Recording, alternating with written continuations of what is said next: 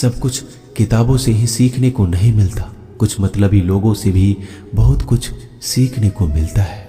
अपने विचारों पर ध्यान दो क्योंकि वह तुम्हारे शब्द बनेंगे। अपने शब्दों पर ध्यान दो क्योंकि वह तुम्हारे कर्म बनेंगे। अपने कर्मों पर ध्यान दो क्योंकि वह तुम स्वयं बनोगे। गलती उसी से होती है जो मेहनत से काम करता है। निकम्मों की जिंदगी तो दूसरों की बुराई खोजने में खत्म हो जाती है। इज्जत इंसान की नहीं होती, जरूरत की होती है। जरूरत खत्म तो इज्जत खत्म। बोलना सीखिए वरना जिंदगी भर सुनना पड़ेगा। उड़ने में बुराई नहीं है, आप भी उड़े उतना ही जहां से जमीन साफ दिखाई देती हो। सिर्फ वो लोग आपकी परवाह करते हैं जो आपको तब भी सुन सकते हैं जब आप चुप होते हैं। चिंता उतना ही करिए जितने में काम हो जाए, उतना नहीं कि जिंदगी ही तमाम हो जाए। आप अपने शब्दों को चाहे जितनी भी समझदारी से बोलिए, लेकिन सुनने वाला अपनी योग्यता और अपने मन के विचारों के अनुसार उसका मतलब निकालता है।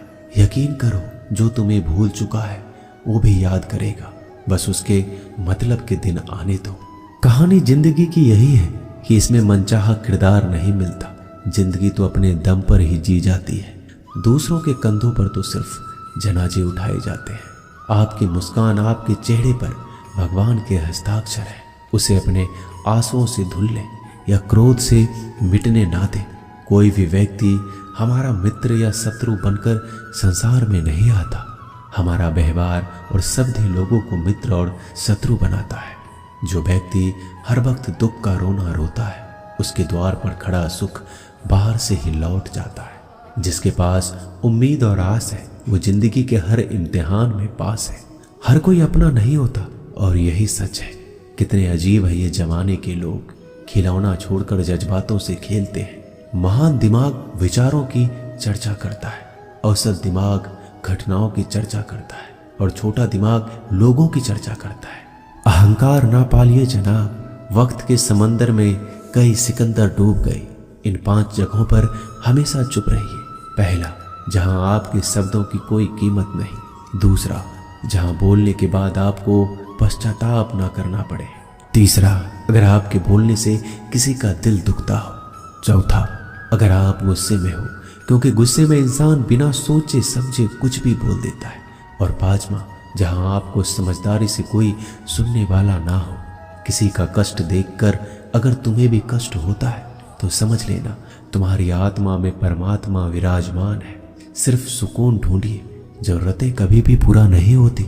जिंदगी में सारा झगड़ा ख्वाहिशों का है। ना तो किसी को गम चाहिए और ना ही किसी को कम चाहिए।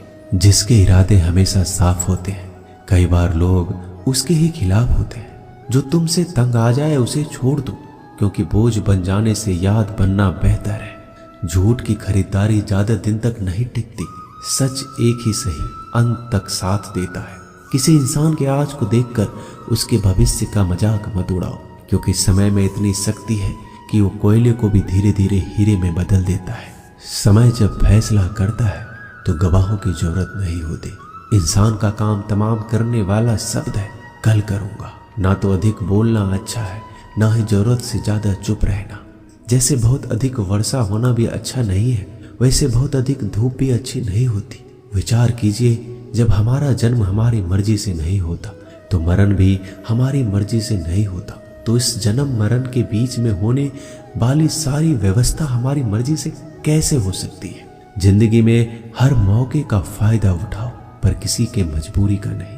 अगर जिंदगी मौका देती है तो धोखा भी देती है।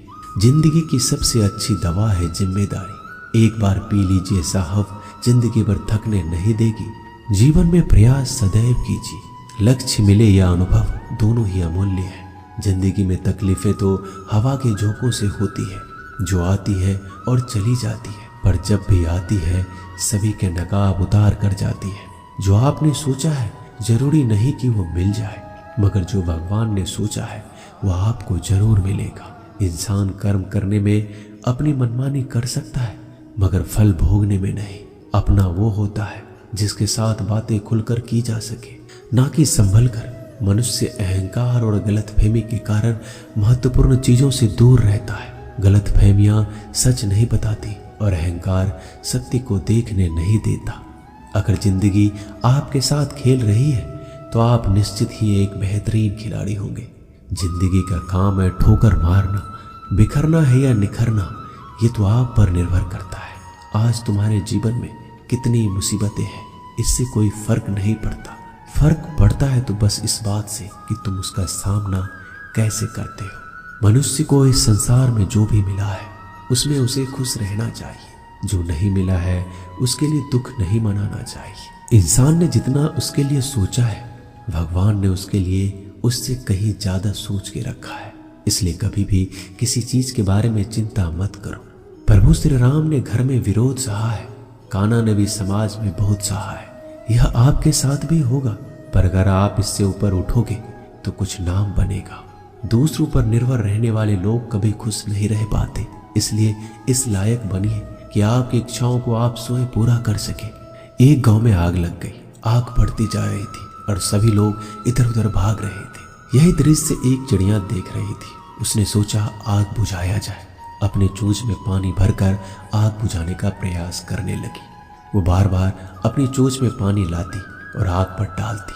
जब गांव वालों ने चिड़िया के इस प्रयास को देखा तो उनमें और जोश आ गया।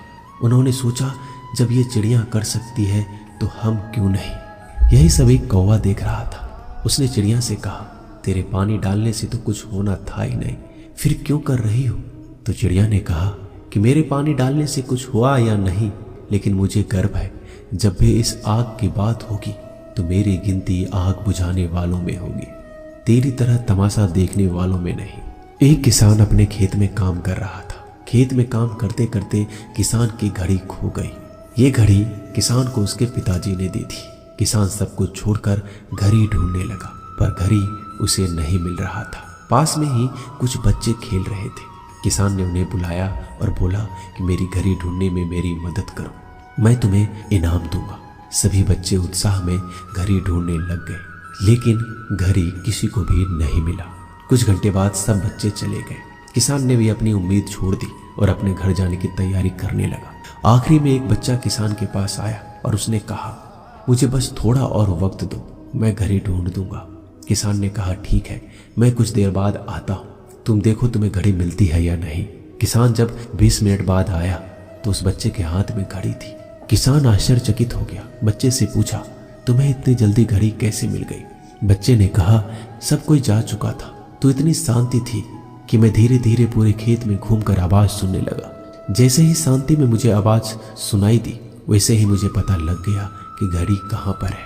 दोस्तों, ये कहानी शांत दिमाग का बहुत ही बढ़िया उदाहरण है। जब हमारा दिमाग शांत होता है तो हड़बड़ी चिंता खत्म हो जाती है और आसपास का शोर भी खत्म हो जाता है और हमारा दिमाग अपने आप काम करता है और हमें सही दिशा दिखाता है। दोस्तों, इस वीडियो में बस इतना ही।